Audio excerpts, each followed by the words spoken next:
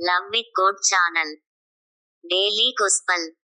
மத்தேயு நற்செய்தியிலிருந்து வாசகம். அதிகாரம் 19. இறைவார்த்தைகள் 16 முதல் 22 வரை. அப்பொழுது ஒருவர் இயேசுவிடம் வந்து, போதகரே, நிலை வாழ்வை பெற்றுக்கொள்வதற்கு நான் என்ன நன்மை செய்ய வேண்டும்? என்று கேட்டார். இயேசு அவரிடம், நன்மையைப் பற்றி என்னை ஏன் கேட்கிறீர்? நல்லவர் ஒருவரே. நீர் வாழ்வடைய விரும்பினால் கட்டளைகளை கடைப்பிடியும் என்றார். அவர், எவற்றை? என்று கேட்டார்.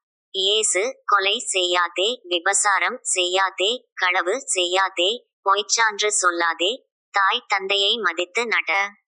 மேலும், உன்மீது நீ அன்பு கூர்வது போல் உனக்கு அடுத்திருப்பவர் மீதும் அன்பு கூர்வாயாக, என்று கூறினார். அந்த இளைஞர் அவரிடம், இவை அனைத்தையும் நான் கடைப்பிடித்து வந்துள்ளேன். இன்னும் என்னிடம் குறைபடுவது என்ன? என்று கேட்டார். அதற்கு இயேசு, நிறைவுள்ளவராக விரும்பினால் நீர் போய் உடைமைகளை விற்று ஏழைகளுக்கு கொடும். அப்பொழுது விண்ணகத்தில் நீர் செல்வராய் இருப்பீர். பின்பு வந்து என்னை பின்பற்றும் என்றார்.